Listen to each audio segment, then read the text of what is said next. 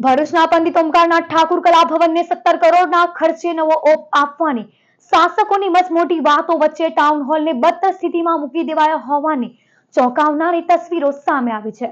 પહેલી નજરે આ દ્રશ્યો આપને કોઈ ડમ્પિંગ યાર્ડની હોય તેવો વિચાર આવશે, પણ કચરાના આ ઢગલા કોઈ વેસ્ટ ડિસ્પોઝલ સાઇટના નથી, પરંતુ સંગીત વિરાસત પંડિત ઓમકારનાથ ઠાકુરના નામે આકાર પામેલા કલા ભવનની દુર્દશાના છે। નજરે પડતી આ સ્થિતિ ભરૂચના ટાઉન હોલના નિર્માણ અને તેની પાછળના હેતુનું દમ ઘૂંટી રહી હોય તેવી હકીકત વર્ણવી રહી છે।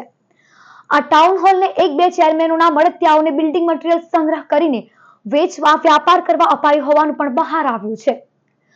અહીંયા પાલિકાનું કોઈ એટલું મોટું કામકાજ ચાલતું જ નથી કે આટલું મટીરીયલ એકત્ર કરવું પડે। જાહેર માર્ગો પર પણ પાલિકાની દયા દ્રષ્ટિથી આવા મટીરીયલોને ખડકલો કરી છૂટક લે વેચ થવાની ફરિયાદો આવે છે।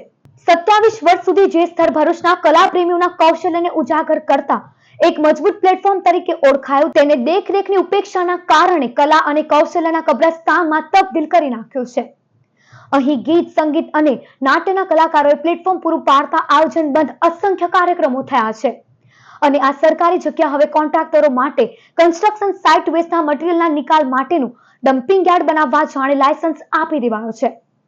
મહિનાઓથી બંધ પડેલા આ ટાઉન હોલનું દેવાડિયા નગરપાલિકાએ હોલનું વીજળી જોડાણ પણ ચાલુ રાખ્યું છે। પ્રજાના રૂપિયાની બરબાદી કોના માટે?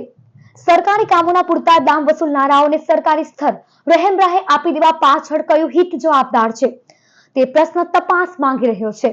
એક સમય જિલ્લાનું ગૌરવ તરીકે ઓળખાતો ટાઉન હોલ આજે ભયંકર પરિસ્થિતિમાં છે। ભરૂચના પનોતા પુત્ર પંડિત ઓમકારનાથ ઠાકોરના નામે બનાવાયેલ ટાઉન હોલ ખંડેર બનાવી દેવાતા પંડિતજીનું અપમાન કલા પ્રેમીઓ અનુભવી રહ્યા છે। તાજેતરમાં કરોડોના ખર્ચે કલા ભવનને નવો ઓપ આપવાના બણગા ફૂંકાયા હતા, પણ અહીં કંઈક અલગ પ્રકારની કામગીરી નજરે પડી રહી છે।